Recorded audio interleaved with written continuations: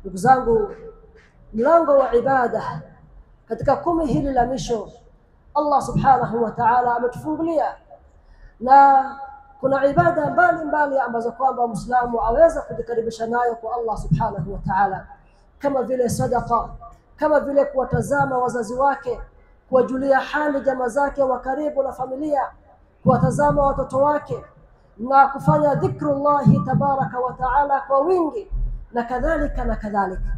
Lakini hakuna ibada bora kuliko ibada ambayo Allah subhanahu wa ta'ala ametufaradhishia, ametulazimishia kuwa lazima tufanye, kama vile ibada ya kufunga, kama vile ibada ya swala. Hizi ni katika ibada ambazo sala tano za siku Muislamu aweze kuzidisha, kuwa makini zaidi na kuzifanya kwa namna ambazo Allah subhanahu wa ta'ala, kwa namna ambavyo inamridhisha Allah subhanahu wa ta'ala zaidi. Lakini ibada ambazo kwamba ningependa kuhitimisha nayo ni ibada ya ad-du'a. Ibada ya ad-du'a, Allah subhanahu wa ta'ala alipotuelezea kuhusiana na mwezi mtukufu wa Ramadhani, kuanzia aya ya 183, 184, 185 ya suratul Baqara, katika aya ya 186 Allah subhanahu wa ta'ala akatutajia kuhusiana na ibada ya ad-du'a. Wa idha sa'alaka ibadi anni fa inni qarib ujibu da'wata ad-da'i idha da'an. Kisha aya ya 187 Allah akamalizia tena na ahkamu siyam. Ulama wanasema Allah ametuwekea aya ya dua katikati mwa aya za as-siyam kuonyesha ya kuwa umuhimu wa dua, na hasa mtu anapokuwa amefunga, hasa katika mwezi mtukufu wa Ramadhani. Mchana wote Muislamu anapokuwa amefunga, kuna uwezekano mkubwa wa dua yako kukubalika. Usiku ni wakati ambapo Allah subhanahu wa ta'ala anashuka. Kwa hivyo Ramadhani yote ni muda ambao Muislamu amehimizwa kufanya dua.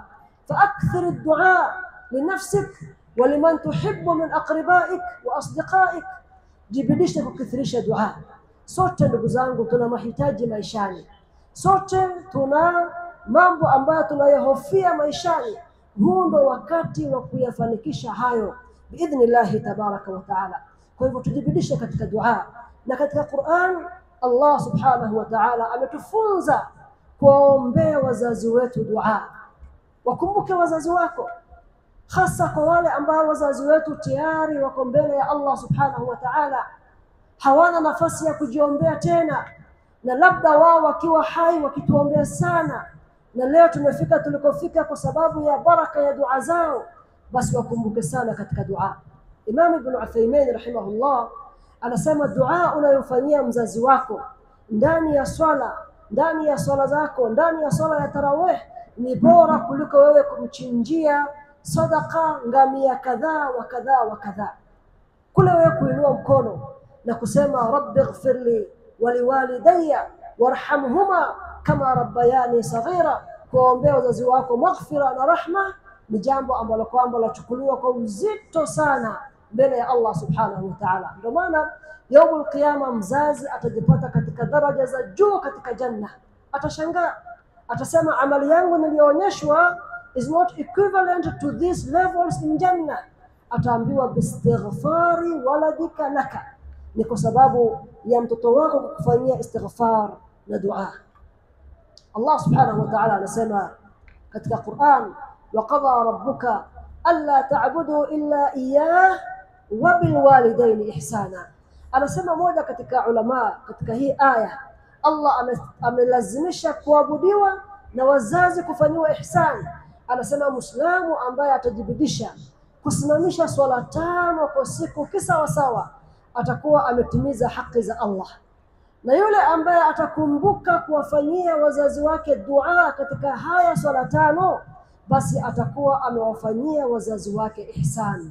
How frequent do you make dua to your parents? Hiyo inaonyesha alama ya uchamungu wako, kwa sababu Mtume alisema au waladun salihun yad'u lahu.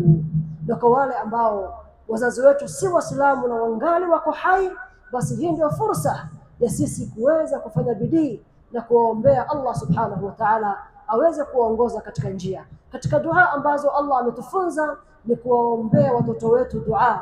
Ad-du'a lil-abna, watoto wetu, kila mzazi hutaka mtoto wake awe ni mtoto bora, awe hata bora kuliko yeye katika nyanja tofauti tofauti. Huu ndio wakati ambao Allah subhanahu wa ta'ala ametujalia na kutupatia fursa tukithirishe kuwafanyia familia zetu dua. Rabbana hab lana min azwajina wa dhurriyyatina qurrata a'yun waj'alna lilmuttaqina imama. Na katika bora ya dua aliyotufunza mtume wetu sallallahu alayhi wasallam kusoma siku hizi hasa wakati wa usiku ni dua fupi ambayo sote tuijua. Allahumma innaka afuwun tuhibbul afwa fa'fu anna. Dua hii tuijua ndugu zangu, lakini how frequent do we repeat it wakati wa usiku? Unapotoka tarawih unaenda nyumbani, unafanya shughuli zako, wakati wa suhur unasaidia familia yako hapa na pale, wakumbusha watu nyumbani, waambie waseme kwa wingi Allahumma innaka afuwun tuhibbul afwa fa'fu anna, kwa sababu baraka ya hii Allah na faida yake aijuaye ni Allah subhanahu wa ta'ala peke yake. Bwana anasema Sheikh Abdul Razak Badr hafidhahu Allah ta'ala, asema kuna wakati alikuwa akipeleka wazazi wake haram, unaenda kuswali imma salatu tahajjud au salatu tarawih.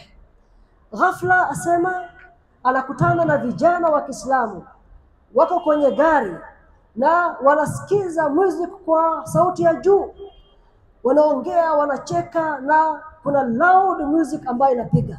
Ni 10 la mwisho la Ramadhan au ni mwezi wa Ramadhan, Waislamu wanaenda kuswali salatu layl na wao wako busy na maisha yao, bali hata wanasikiza loud music katika usiku wa Ramadhan. Sheikh anasema nikatoka polepole nikawaendea, alafu akawapatia karatasi ambazo zimeandikwa dua hii, Allahumma innaka afuwun tuhibbul afwa fa'fu anna.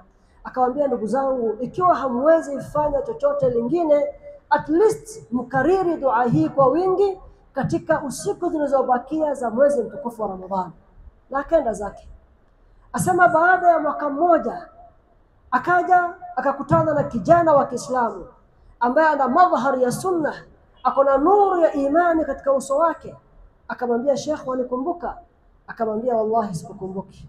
Akamwambia, Sheikh, mimi ni katika wale vijana ulikutana wao last Ramadhan ukawahusia kukariri dua hii kwa wingi. Mimi nilishikamana na dua hiyo na natarajia na kudhania ya kuwa Allah subhanahu wa ta'ala amenipatia hidayah tangu wakati wa Ramadhan, na nadhani kuwa ni kwa baraka ya dua hiyo uliyotufunza, kwa sababu nimekuwa nikiisoma sana katika usiku wa Ramadhan. Ndugu zangu, we all have our struggles in life.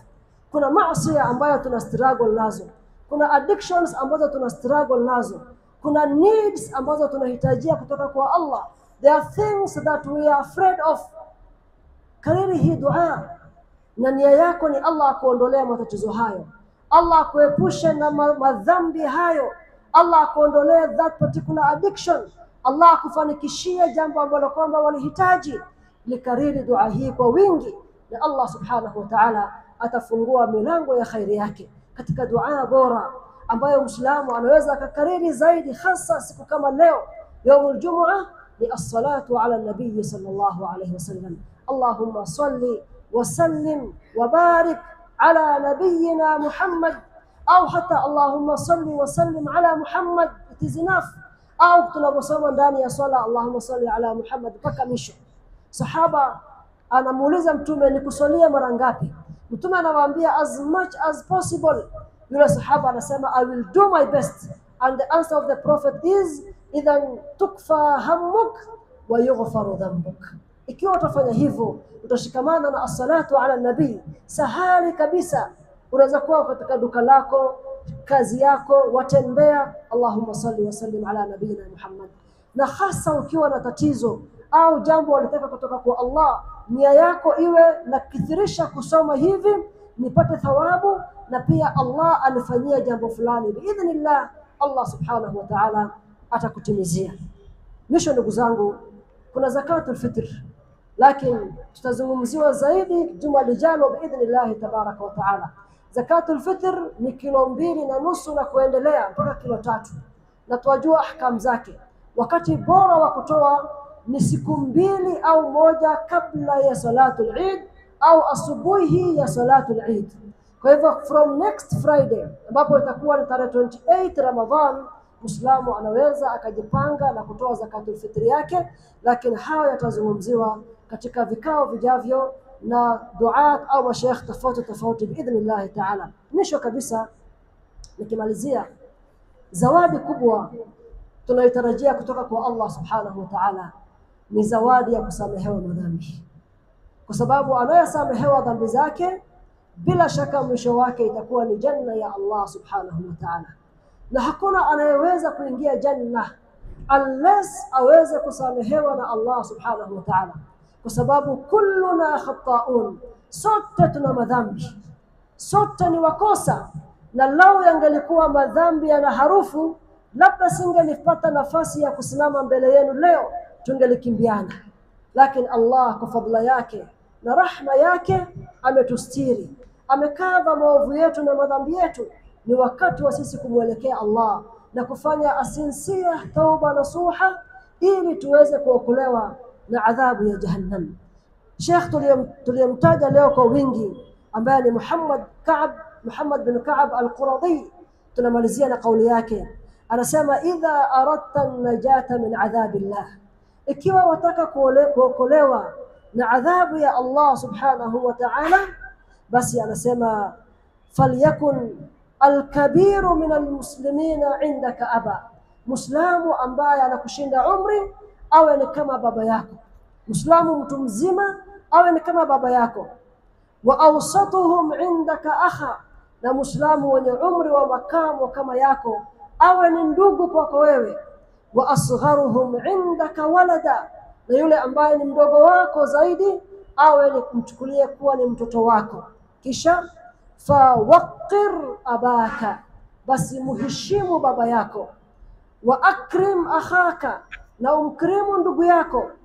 Watahannan ala waladika, na umuonyeshe mapenzi mtoto wako. Ikiwa Muislamu ataamiliana na kila mmoja kwa muamala huu, mtu mzima anampa heshima yake, mwenzake katika umri wa makamo anamheshimu kama ndugu yake na kumkirimu, na yule mdogo anamuonyesha mapenzi na kumfanyia mema, basi itakuwa wewe umeishi na watu kama unavyotaka wao waishi na wewe, na biidhnillah ta'ala utakuwa ni mu'min na mwisho wako itakuwa ni janna ya Allah subhanahu wa ta'ala. Mwisho kabisa ndugu zangu, bila kuwasahau ndugu zetu Palestine, sisi alhamdulillah tuna neema hii, very conducive environment, iwe ni katika hali ya anga au iwe ni katika hali ya amani au iwe ni riziki, angalau tunapata iftari yetu na suhuri yetu. Waislamu kote ulimwenguni kuna wengi ambao wanapitia dhiki mbalimbali, shida mbalimbali, wakiwemo ndugu zetu Palestine ambao wanaelekea kumaliza Ramadhan. Mayahudi wanavunja ahadi na wanaanza kuwamiminia mabomu, lakini watu ambao Allah amewapatia imani na Allah amewachagua na kuwajalia shahada, tunamwomba Allah subhanahu wa ta'ala awakubali mbele yake. Tunamwomba Allah awajalie min ahli aljanna. Tunamwomba Allah subhanahu wa ta'ala awaondolee kurba ambao wako ndani yake. Inna Allah wa malaikatahu yusalluna ala an-nabi ya ayyuhalladhina amanu sallu alayhi wa sallimu taslima. اللهم صل وسلم وأنعم وزد وبارك على عبدك ونبيك وحبيبك محمد صلى الله عليه وسلم. وارض اللهم عن الخلفاء الأربعة أبي بكر وعمر وعثمان وعلي وعلى سائر الصحابة أجمعين، وعنا منا معهم بمنك وكرمك يا أكرم الأكرمين. اللهم أعز الإسلام والمسلمين وأذل الشرك والمشركين ودمر أعداء الدين وانصر عبادك الموحدين. اللهم انصر المسلمين في كل مكان. اللهم فرج عنا وعن جميع المسلمين. اللهم قض حوائجنا وحوائج المسلمين. اللهم اشف مرضانا ومرضى المسلمين. اللهم ارحم موتانا وموتى المسلمين. اللهم إنك عفو تحب العفو فاعف عنا. اللهم إنك عفو تحب العفو فاعف عنا. سبحان ربك رب العزة عما يصفون وسلام على المرسلين والحمد لله رب العالمين. قوموا إلى صلاتكم يرحمكم الله.